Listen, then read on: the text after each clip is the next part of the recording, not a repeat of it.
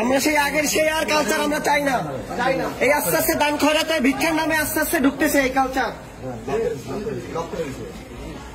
আজকে ফিল্টার ঢুকবে আর কয়েকদিন পরে অস্ত্র ঢোকা শুরু করবে। ফিল্টারই একসময় অস্ত্র হয়ে যাবে। দেখেন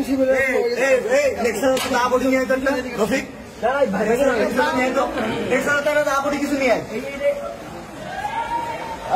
নিয়ে অস্ত্র ঢুকাইছে সবার আগে সব ভাবছো আল্লাহ দাঁড়াও দাঁড়াও দাঁড়াও